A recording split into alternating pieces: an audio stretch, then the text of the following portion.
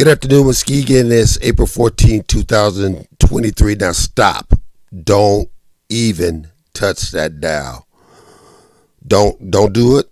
We got some very important stuff that we need to talk about. We need remember those family meetings that we got to keep it real. Keep it real. I need you to share this because we got some stuff that we really have to talk about today. Listen, you can watch the show for questions on WUVS LP 103.7 to be M106 Facebook sites. You can subscribe to our WVS 103.7 The Beat YouTube page as well. And I want you to grab your phone. Grab your phone like I'm doing right here. I want you to go, if you're on Facebook, I want you to share this because we got to talk about some stuff today. And let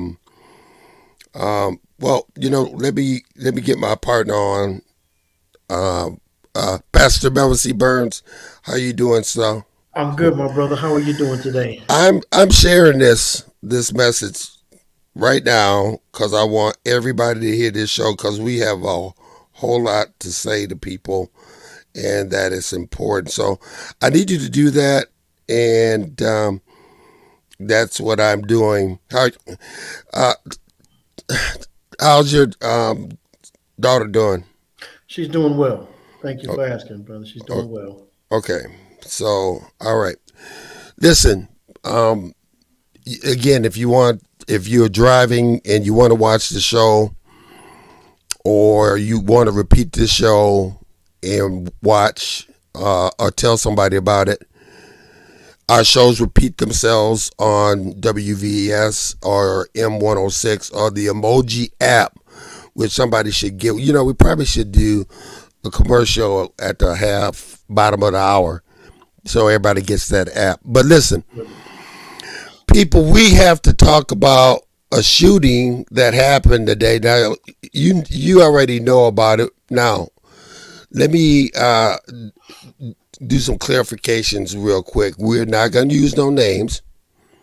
We're going to have respect for the family because they're in mourning and they need time at rest. And I want to talk to news agencies that call up on people that are trying to get that first story. Let people mourn before you call people and try to bug them. It was a mistake yesterday with the intelligence, the guy that leaked the intelligence that the Washington Post is knocking at the door before the police got there with helicopters. It's just crazy. But listen, what we got to talk about, brother, and you have to pray for me on this one because I'm hot. All right. I'm hot. I'm sad for the family, and the story we're talking about is the 6-month old child that died in their house. Not outside, in their house. And we need to talk about this because, you know what, people, it's our community. This is our community that we need to talk about. And you know what? Yeah, I'm going to do what my belief said. We're going to even pray for the people that possibly did this as well. Yes. Because families' lives are ruined. Yes. So we're going to do both, okay? Mm-hmm. But here's the thing. A 6-month-old child in their house is dead. The person was caught quickly by the police department. Yes. The two other brothers shot at a car thinking it was somebody after them. We're going to go in this. This is an interview that I have been in. Back in the streets talking to people about this story. I had a chance to talk to the Muskegon Police Department. I've had a chance to talk to Prosecutor DJ Hilson. I had a chance to talk to somebody's house that was shot up. Mm-hmm. That was shot up, and they had the wrong address. Mm. Let me see. A question coming to you, Mr. Burns. Okay. Says from Latanya Tanwiller. The news media seeks sensationalism, period. Ask me how I know. Oh, yeah. I know how you Yeah. know, Yeah. Sister Tanya. You went through a very unfortunate thing. Yeah. Let me say this, and we're going to get into topic, but one of the things I've learned uh, um, when the news people come, don't feel obligated to talk to them, whether that's us or anybody else. Um, I currently have a news person at a Grand Rapids TV station who's upset that I won't do an interview with him. I have no reason to. Doesn't benefit me. And so, unless you have a message you want to get out, don't feel obligated to talk to any news media. Yeah, and we the story that we have to get out is tragic because this child lost their lives, and the Yes, parents now are in mourning, and it's just sad everywhere. Everybody I talk to is frustrated, yes. mad, upset. Let's talk about some stats first Okay. before we get into it. Um, you know, shooting people or harming some people. Suicide has now taken over. Both of them have taken over accidents as Yes. like Yeah. number one, right? Yeah. Some more stats, and let me bring this closer to me because I'm old. Of course, the United States is number one in firearm deaths. Yes. That's no surprise. Let's get to the deaths per day. The deaths per day, 321 people are shot in the United States, if not more now. This is an old census that I'm reading. Here's the thing that we have become insensitive to and our Hmm. hearts have gone cold to. 22 children between the age of 1 and 17 are shot. 5 die or more a day. Wow. A And the day? numbers go on and on and Wait a on. minute. Wait a minute. A day A day, a day. in this country? In in this country, in this 22 a country. day. Oh yeah, the numbers are staggering, Wow. and you can look them up on yourself. Like I said, I had a chance to do a Hmm. lot of interviews and talking to people. Now this incident happened by a school, Yeah. mind you, Yes. by the old McLaughlin School. Hmm. The First of all, we have to say this: the people are innocent until proven guilty. True. We have to say that. But this happened by a school. Fact. Okay. Hmm. The fact is, a second thing is that all this stuff was happening as they were shooting at somebody else.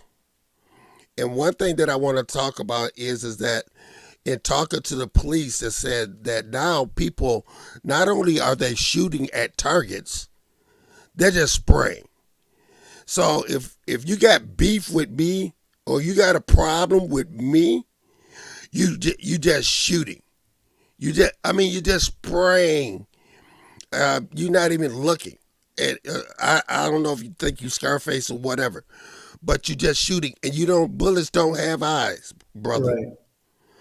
And this was happened to that child. A person just spraying bullets and somebody gets shot. Here's the thing that people were talking about. Some of the worst things that we're talking about. This fight was again over nothing. It was somebody had beef with each other. Now Hmm. everybody say, you know, remember remember when we were young and we would have a problem with somebody? Yes. It used to be fists, but nobody wants to take a butt kicking anymore. Them days are Yeah. over. They're over. Them days are over because Yeah. kids are grabbing guns and shooting like right now, right now. And so I just wanted the people to know that it happened in our community. And if we don't want this child's life to go down in vain, and we have to do something. Yeah. As the local radio station, it's our responsibility to report to our people. This was in our jurisdiction. This is not a TV station coming from Grand Rapids or whatever. These are our people in our Mm-hmm. neighborhood that are being affected about it. Mm-hmm. So you got all these daily deaths happening, Yes. which are just crazy. Now, a couple things that I want to about is a couple of the interviews that I did. Okay. The interviews with the police talked about. Here's some of the amazing things, people, and people hear me out. Listen, do you know that there are people that were on that scene that saw that shooting that will not talk to the police? We have a mentality that snitches get stitches, or we don't want to get involved. Now, but I want to repeat what I heard from prosecutor DJ Hilson. First of all, we have to remember that there are more good people out there in the world than there are few thugs. Yes. We have to remember that. Okay? But if we don't do anything, if we just sit back and be complacent, we're not doing anything to help our neighborhoods. Yeah. Pastor Byrne? So let's put a pin and let's talk for a minute. So people saw this. So there's two assumptions. One, you don't want to snitch, right? The Right. second, I don't want to get involved because somebody might do something to me, right? So let's talk about it. Well, I don't want to snitch. Well, I just snitches get stitches. I don't want to snitch is childish, and we shouldn't raise our kids with that concept. No, that's just immature as an adult.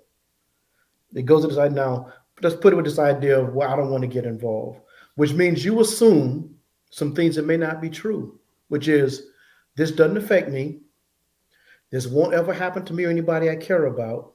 These people that do this somehow will never touch anybody that I care about. And that what happened to those people doesn't matter to me. That's what it says.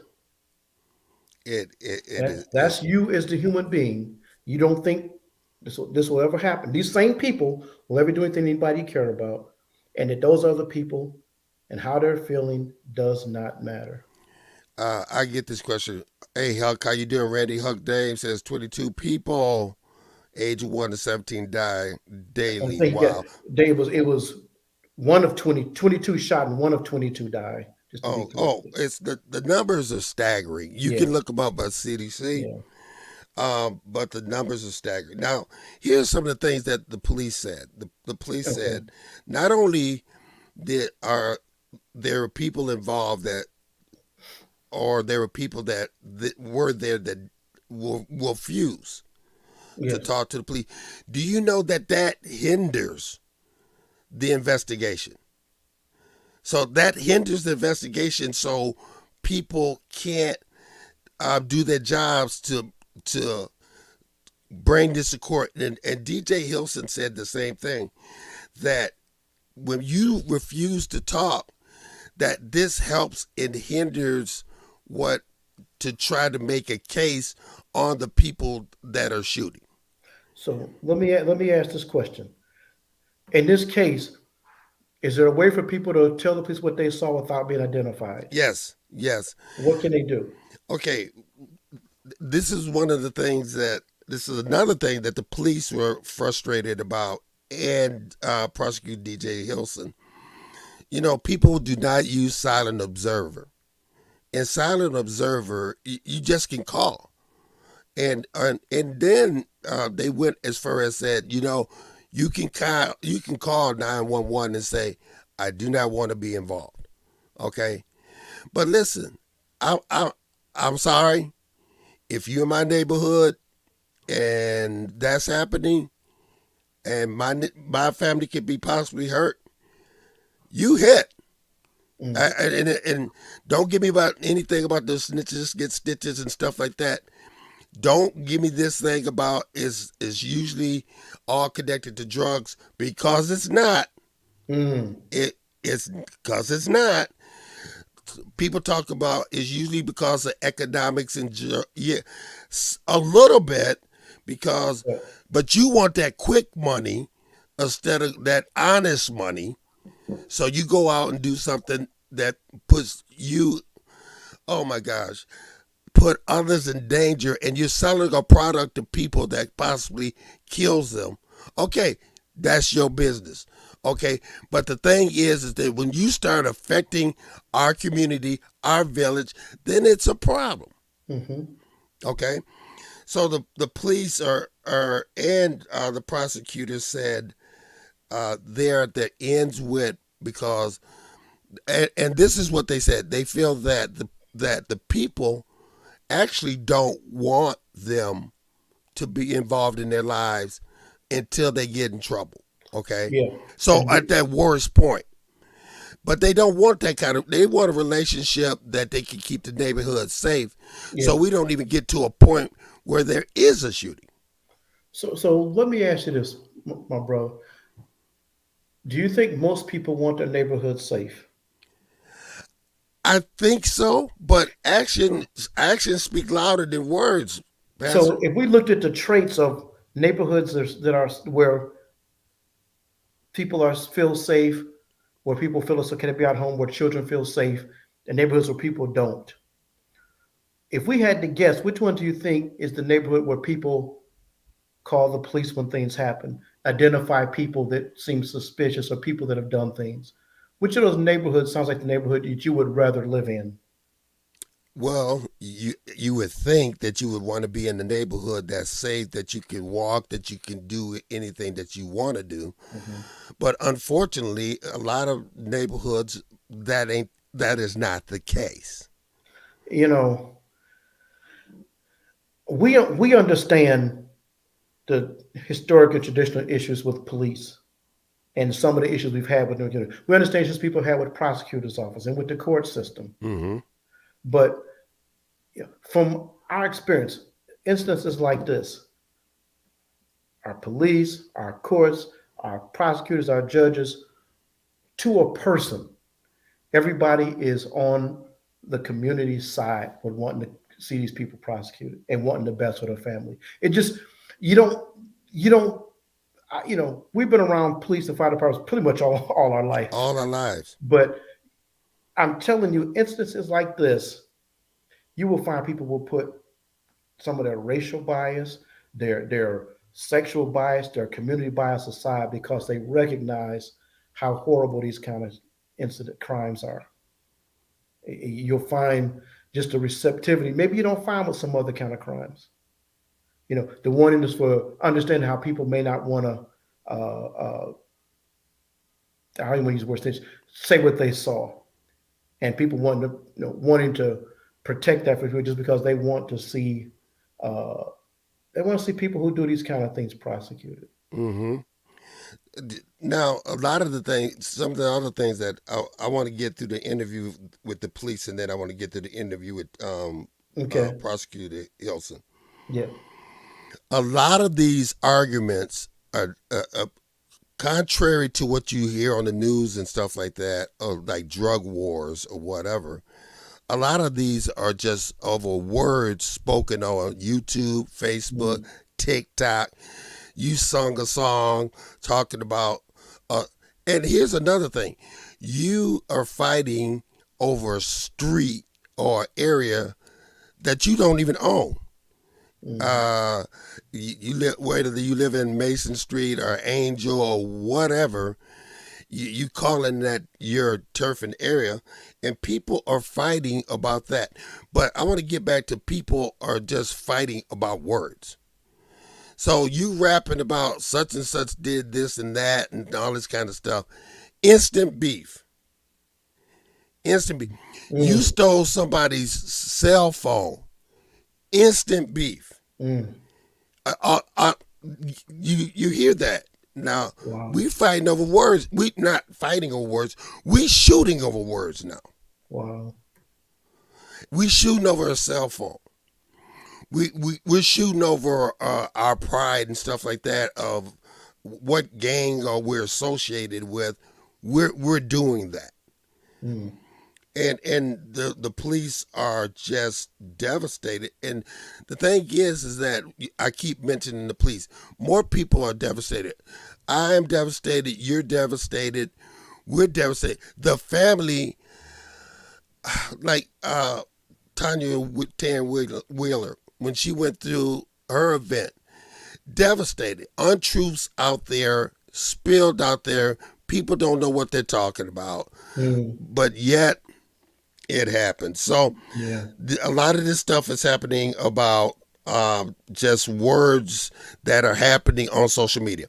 If you want to hear the report on the police and see what the police chief said about this, you can go to Muskegon's Facebook, the city's page on Facebook. Go to the last meeting that they had. Skip ahead about 44 minutes and 20 seconds, and you can see the police chief address, because the city commissioners wanted to know what the heck was happening, and he addressed them right away. Yeah.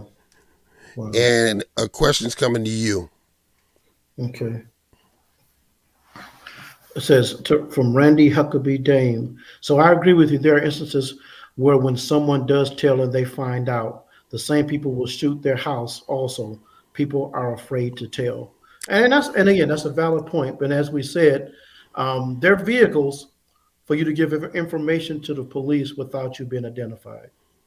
For people who are concerned, and they're legitimate. There's a cynicism out there. Well, if you get silent observers, the reason it works is because they don't identify you.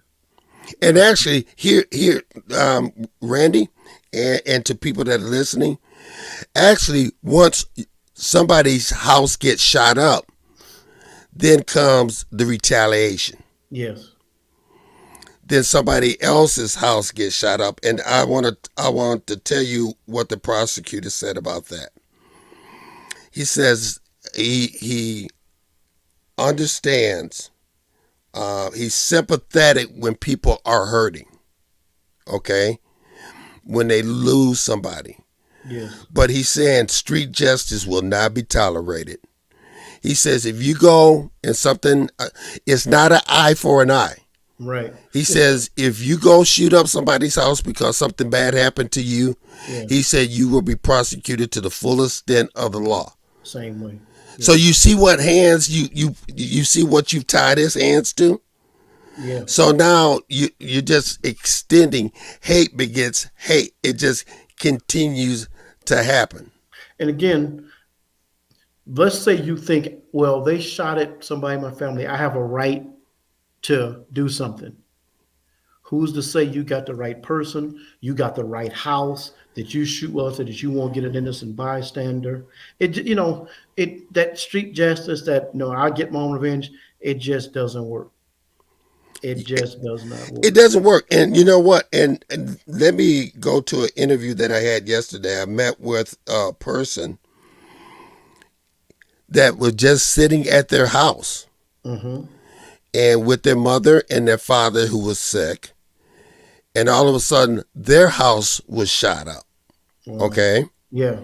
So she had to grab her mother and lay down on her mother, and they were trying to get to their father who was in his sick bed. Okay? Now, everybody survived.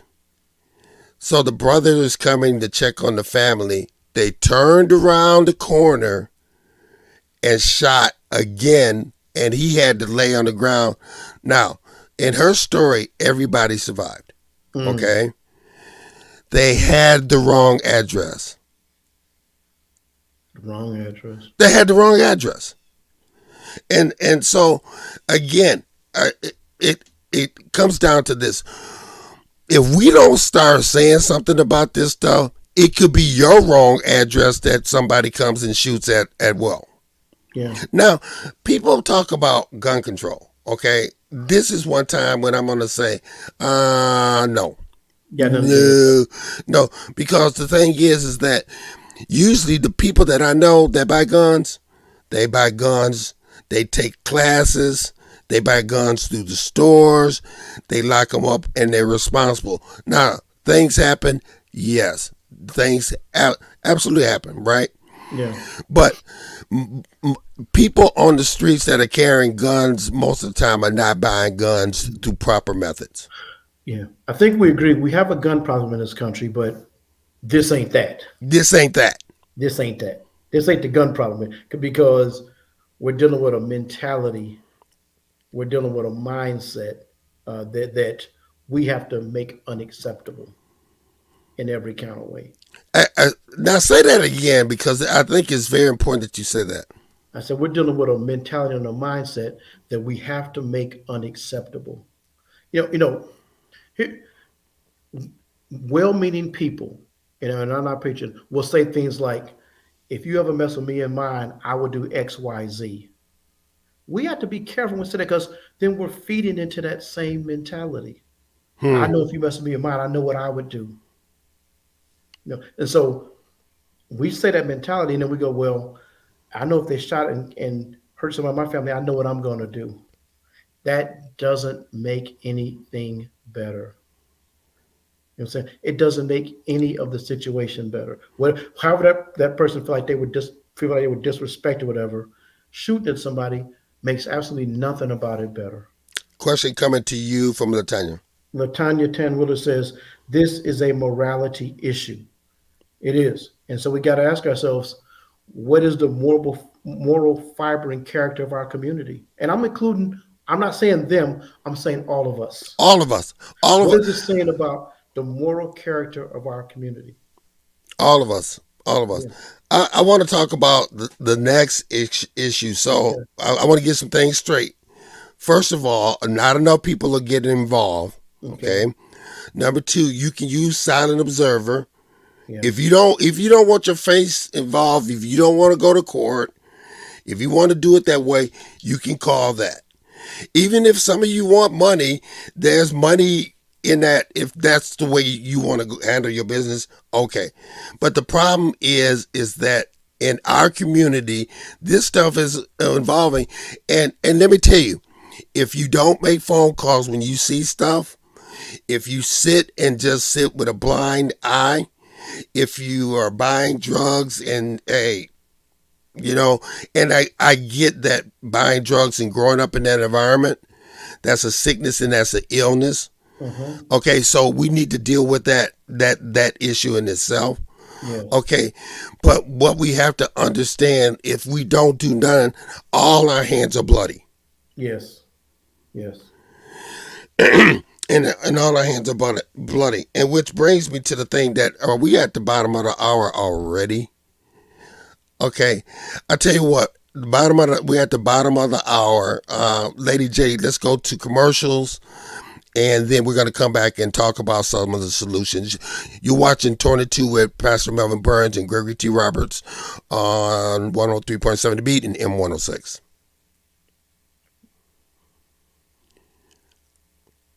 Or maybe not going to the commercial. All right, well, until we go back to the commercial, I'll let you know. All right.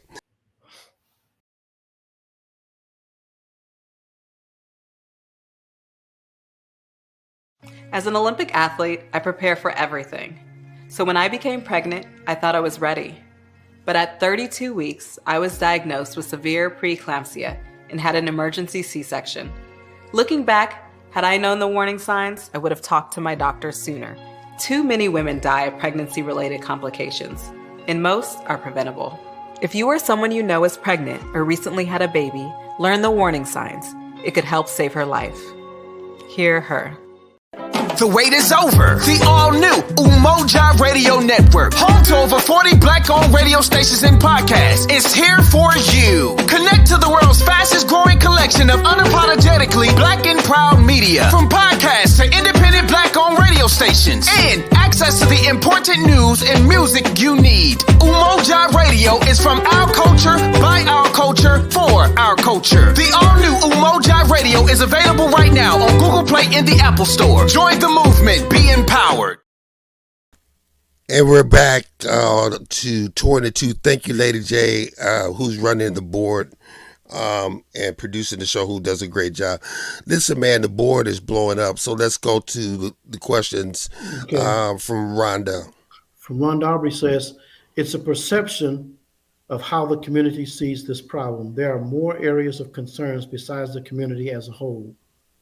Let's go to Latanya Wheeler. Latanya Wheeler says, when good men do nothing, evil abounds. Amen. Amen. And let's go to her again. And she also adds, what are the practical things that we can do? Excellent question. And so this is what we're going to start talking about.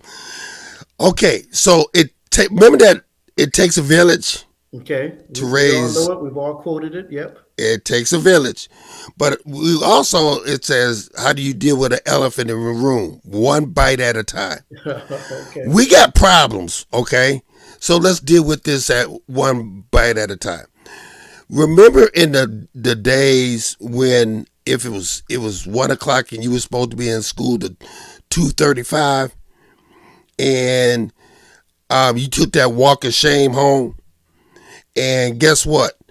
Mrs. Newsom, Mrs. Chambers, Mrs. Jenkins all jacked you up for being kicked out of school. You got home, and then you told your mom what happened or your dad, and then you got jacked up, and then they had to go apologize.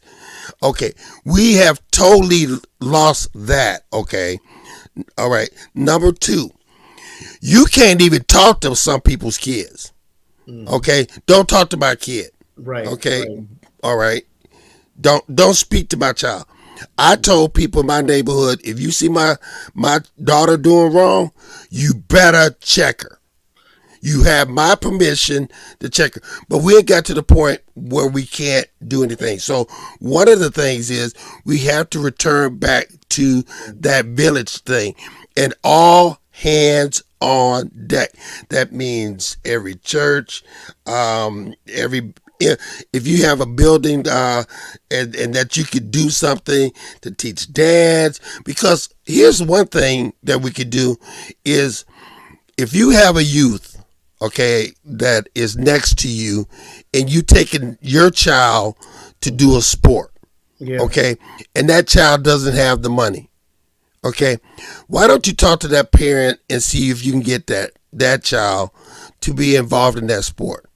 Because you never know who you are touching. If it wasn't for people like Mr. Scott, Mr. McLean, Mrs. Trump, people that saw stuff in me, that they saw something that I didn't see.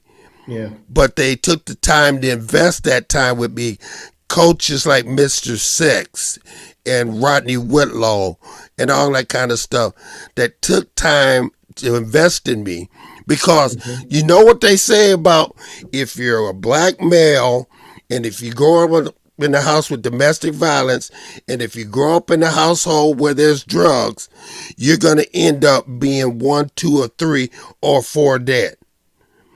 But we need people to start instilling into our kids that there's better in life. Pastor?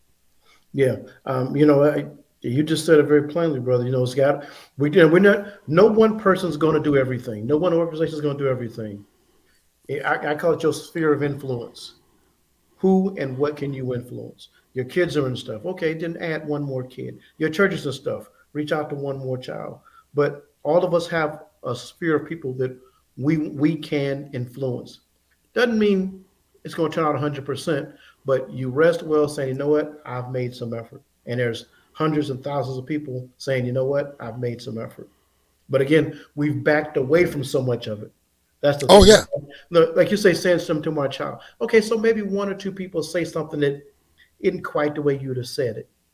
But the fact that there's somebody trying to say something. And again, we flipped it 100%. Yeah, there was some people that said things they shouldn't have. But that doesn't mean it should have flipped over 100% to you can't say anything. Exactly. And then the second thing to that is that, well, people said, well, I don't know the person that's talking to my kid. That person might be a criminal, whatever. Okay, you know what? Love thy neighbor. How about know thy neighbor? Okay. Okay? Because a thing is, a lot of the time, you don't even know your neighbor. You don't know who they are. And a lot of the times we are just coming home. A lot of people are going to work, coming home, going to work, going home, go to church, going home. Now, on the way, they have passed potholes. They've seen things that are happening, but yet they just repeat the same old cycle. And if we see things happening in our community, we have to say something. Whether it's even call a radio station at 727-5007 and tell us and speak to us or whatever needs. If you are that afraid, well, you don't want to call Silent Observer or you don't want to call 911. We're not asking you to do to go out there and provide justice. We're not asking you to do that. There's professionals that get paid money to do that. Yes. But another thing that we could do is, and I want your opinion about this, Pastor Burns, is why is it that we wait and to learn to know our police and our fire and our EMS? We wait until our worst moment instead of when they on the beat or when they try to do something or talk or something. Or what about our neighborhood associations when we don't go there or get involved there? Aren't we missing an opportunity? Yeah. Just because something happened once doesn't mean it'll always happen. Again, we know the issues. We've done stories about things police have done wrong, and even in our community, there have been mistakes, crimes committed by police. Doesn't you sound saying is that not all bad? But I've interviewed hundreds of guys who wanted to become policemen. Some turn out good, some turn out bad. The one thing every interview I've sat in, Michigan and Ohio, they all start saying, "Why you want to be a police officer?" "I want to help people." Right. I haven't done an interview where I have not heard that ever, where I've not heard that statement. And so let's believe that's true. Whether it's 10%, 20%, 30%, still have that mindset. That means they're still out there. I'm not doing a poster for police. I'm saying what's a reality, which is there are people with families, there are people who live in communities, there are people that do this job that still care about people. Why don't you get to know who they are? So, perhaps I got another one for you. Is that okay? This was another thing that bothered me. So it's Easter, okay? Yeah. You've been around family all day. It was just like, okay, we've been around family all day. Let's go somewhere where we can just take a deep breath because we've been around family all day. All right. So we go somewhere. Now we hear people talking about the story that don't know what the hell they're talking about. Oh man. And so now I'm at the point where I'm shaking and trembling. Yeah. About to go say something to them, and I'm going, you know what? Take a deep breath. Take a deep breath. Okay, just let that be. In other words, I'm saying if you don't know the facts about something, or if you can't say something good or positive or influence someone, shut your mouth. Don't say anything. If you have compassion for people, if we say, oh, that's tragic, nothing for prayers for those people, but shut your mouth because the stupid thing.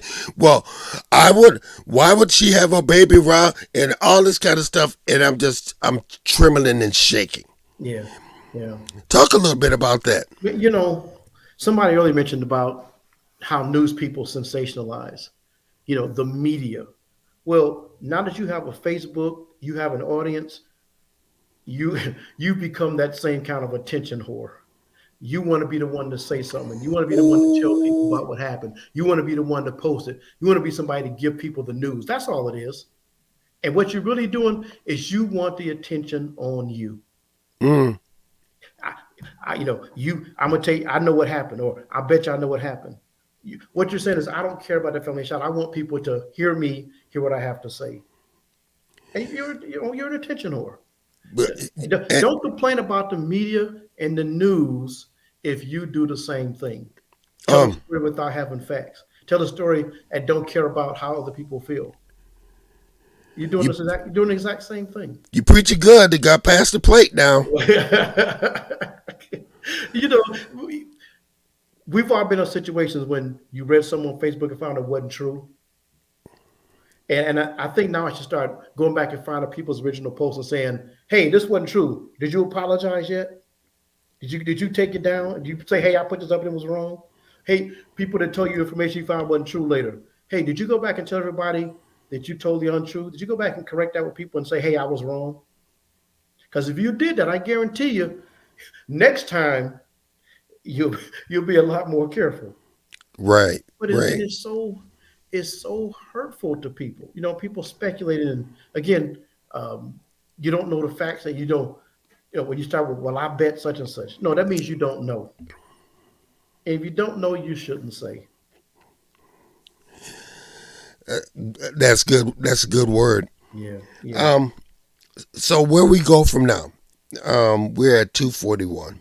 Mm-hmm. We have to restore the village, and we have to restore the village. Number one. Mm-hmm. Number two, we need to understand that you got to reach out and grab youth, because they said, this is another thing they said. The police said, and we said, when it's 60 degrees or 65 degrees, get ready. It's getting ready to happen. Yeah. The police know that spring break, get ready. Spring break, 2 shootings, City of Muskegon. Bam. Bam, bam. Right away. We have to get involved. It's like I said, it's all hands on deck, where there are some of the people that ask questions. I know that they're doing stuff. I know that they're doing stuff, but it means more people.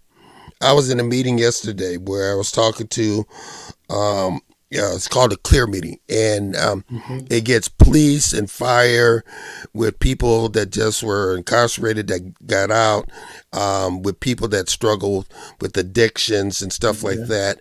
Mm-hmm. Get involved, get to know what a person struggling with an addiction, what that means. And so how can you help them? Well, we're finding out information on how we can help them so they can be successful, so they won't go back on drugs. You see what I'm saying? Yeah. So if everybody can do something, then we can restore the village. If we don't restore the village, the same old thing is going to happen. And then tragically, somebody else is going to get shot. It's a warm day today. Yes. It's a warm day today. It's a nice day outside, and somebody's going to have beef with somebody. And you know what? Yeah, we pray. We get on our, but God also told us to get out there and go. Yep. And so we should be putting our faith in action and doing things. Yes. Instead of sitting back and watching and complaining. Yeah. Complaining is never accomplish anything. You say things like, well, haven't we said this before? But a community doesn't just happen. It doesn't just happen. The community is based on the things that people do and the things people don't do. You just said, what things are we doing, and what are the things that we stop doing? And we found there's a whole lot of things we just stop doing and make our community better. And you can blame, you can look at people and you can point blame, but again, in your family, in your house, at your church, in your group, your circle of friends, you say, okay, what kind of things are we really doing? And let's be honest. Let's be honest. Okay, what do you say to that person that says, "Look, I don't have money. Our family is broke. The person doesn't know what to do. He is being enticed with money. He or she is enticed to sell and get that quick dough. We've all been on that crossroad where we've had to have these conversations, or we've had that chance to maybe go that way and sell something. Yeah. You know, What do we tell those people? consistent and clear message. We aren't responsible for the outcomes of other people's actions. We're responsible for what we do and say. You know, you and I are both parents. Our message is consistent and clear. Doesn't mean our kids did everything we said do. Doesn't mean we did everything our parents said do. But how many of us can attest to the fact, you know, I almost did this or that, and I could hear my mother or my grandmother's voice or my dad's voice in my head. Mm-hmm. Consistent and clear message. You know, I don't want to get on my pulpit, but the same lessons apply in life. I tell people, you aren't responsible for how people respond to your preaching and your message. You're responsible that you give that message. Right. And so the things we're talking about today, we've talked about these things before. We're going to talk about them again. But as as somebody in the community, make sure the message you always give is consistent and clear. You bring up a very valid point, because that's what our message has been, consistent and clear. Yeah. Because all we do is talk about the same old things. It's trying to help people. Let's go to Michael Anthony Smith. He says, "Hello, guys. Good show. Michael, sorry for your loss, man. Glad to see you back." So we are, this is 22. We're talking about the 6-month-old baby dying. That baby was in their house. The people that were, now we have to use the allegedly and put the bunny fingers up, were actually trying to shoot at 4 other people in the truck. A chase pursued, okay? And the police went and stopped the 4 people that was in that truck. Mm-hmm. But the guy that was shooting at the people that was in the truck. Do you see what just happened? Yeah. Now you just spraying bullets all over the place, and you totally missed. Now the person I talked to you about, I did an interview yesterday with a woman. Yes. That house was shot up and they had the wrong house. She said if she would have been sitting where she normally sat in the house, but she had just got up for a second, the bullet went right through the chair that she was sitting. She would have been shot right in the head. Wow.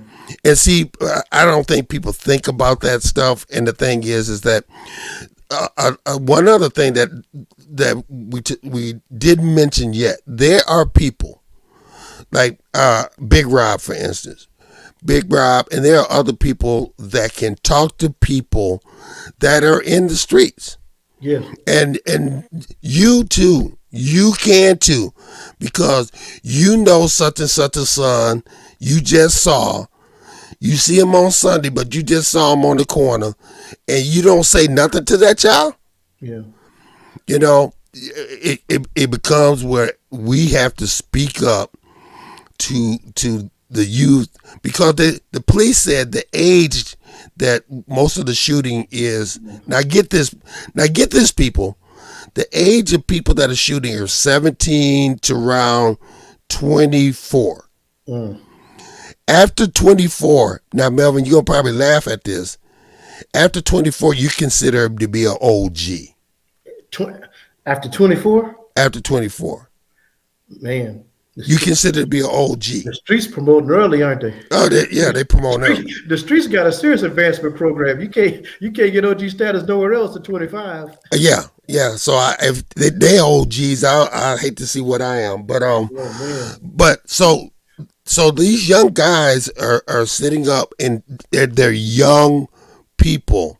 And I call them kids and boys, because the thing is it's not no demeanor, but what it is to say, son, you ain't learning, or the girls that are, the same thing is happening with girls. You haven't learned who you are. You haven't learned what you can do. You haven't learned what you can be. What you're being blinded by is about some money that's fast money. But that money is blood money, and is one way in and 2 ways out. Yeah. Yeah. I want to go back to something Latanya Wheeler said. What can we do? Things can we do? That is. Yeah. And I've had to tell parents this. Sometimes we have to let our kids suffer consequences. Hello. My parents made one message very clear to me. I tell people, no, I don't know if they'd have done. They said if I got in trouble, ended up down at the county building, they wasn't coming with no bail money. Now, in my heart, I believe they probably would have, based on the circumstances. But I sure grew up believing that they wasn't coming. They ain't coming. And that guided a whole lot of decisions. It's like, I can't put myself in this situation. And I want to make clear, I done been at that crossroads of making some very bad decisions and making some bad decisions. But sometimes, and I was talking to a friend of mine recently and a grandmother, and I was like, I know what I'm telling you. And she said, you're right. It's very hard what you got to do. But she said, I hear you in my head. I know what you're saying is right, but my heart can't take it. Watching a grandchild go through the system for things they've done. We're talking about, and she's, the things this person's done. I said, they aren't thinking who they're doing them to. People people you go to church with. They aren't giving thought to that. Your grandchild is a menace. Your grandbaby that you love, not even 18 yet, is a menace to society. You love him. We take a bullet for him, but you understand what he's doing to the rest of us. And the rest of the community. You're right. Yeah. And so sometimes if they get exposed to the consequences early, I'm a parent. I know how hard it is. But sometimes they got to know that maybe early on there's consequences of things you do. I'm not cold and callous, but here's the thing we do know. Most people that get in trouble with the law, it ain't their first time. Most people go to jail, they done had more than one encounter with the police and breaking the law. So don't think it's first time offenders. Likely the people, I'm not going to speculate. Most of the time, we know factually that age group, 70 to 24, they've had encounters with breaking the law before. It's not their first time. So you say one of those things we can do is sometimes we need to make sure there's consequences for negative action. There should always be more than enough room for forgiveness, but there also needs to be consequences for actions. Absolutely. I want to speak to my brothers that are incarcerated. Yes. Because I have a chance to go in the church, as a church, and go into prison. Just because you incarcerated, you can be involved by phone calls and talking to your children, your nieces, your nephew, whatever, and be real about the situation that you're in. Yes. We have to be. I want to go back to this question again. What practical, these practical things that we can do? How parents. We have to stop being and pretending like our life was perfect. Yes. And we need to be truthful and tell our kids, hey, listen, I went down that road, but I stopped. When we start being transparent with our kids and having true conversations with our kids, maybe we can stop some of this stuff where people are going, because there has never been a time or a situation what these kids are facing now, because like bullying, for instance, there was a time when if you were bullied at school, all you needed was to get home. Yeah, and that was a quick run. But you didn't have to deal with social media, but bullying goes 24/7. Yeah. This what's happening on word stalking, the words that people are saying about people, it goes on 24/7 on Facebook, TikTok, you name it. So you got the bullying going on. Another practical thing that we can do is monitor what our kids are looking at. Yes. But let me throw this one in there too. Go ahead. if they're in your house where you pay the rent and pay the Say it. mortgage, go through socks, under mattresses, in drawers, in closets, and if it's something that shouldn't be in your house, throw it out. What about this? I deserve privacy. In your own house? In your house where you pay the bills, you do. If you don't pay the bills there ain't no privacy. There's respect, but privacy as in you can't come in my room, you can't look through my stuff. That no. Pastor Burns, you bring up a very valid point. One of the last mass shootings that we just had was a family that thought that all the guns were out of their house, and also the girl has a red bag, and the mom says, "What's in the bag?" And she said, "Oh, Mom, you just being paranoid," and just laughed it out and walked out. The next thing you know, we just had a mass shooting. This just happened a couple weeks ago. Yeah. Multiple guns, multiple ammo that was in that girl's room, and they knew nothing about it. When's the last time you been in your child's room? When is the last time they came in late and they smelled kind of funny, and you ain't checked their pockets or checked? Back off, Mom. Wait a minute. I'm gonna dial 911, and I dare you to dial the other one, and you got 4 or 5 minutes until the police to get here. When is the last time you checked their house? Because people are actually bringing pistols and stuff in your household. And the thing is, and you don't know about it, or maybe because they're giving a little money to you, you showing a blind eye. Yeah. Those things we can do. Those are real things. I want to say this, brother. I know our time is running out. I hope people are indignant. I'm pissed. I hope they're enraged, and I hope they're upset, and I hope they're fired up from this incident. And I hope you're so enraged and so fired up and so just mortified by what happened that it makes you do at least one thing different, that it makes you think twice about saying something to somebody, or think twice about going to your child's room, or think twice about whether I should call or not, that it makes you do something. We're indignant. They didn't hear you yesterday. I said, brother, I got you. But you were being real. You was like, man, no, this is something. You were upset. Whew. And what I tell you, I say, you got every right to be indignant. Can I tell them what you told me yesterday? Yeah, go. You said, man, I'm upset. You may not want to be on the radio with me. I said, no, brother, you got a right to be upset. I'm with you. If we don't get upset about this, what's wrong with us? We say we're the station when things are important. We stop the music, right? Right. This is important. We say we done talked about sexual abuse and spousal abuse. How are we not going to talk about this in our own community? So I want people to be upset and mad and like, this is crazy. This can't happen. And then do something. Do one thing different. Don't do everything. Pick one thing different. You decide, I'm going to do this different.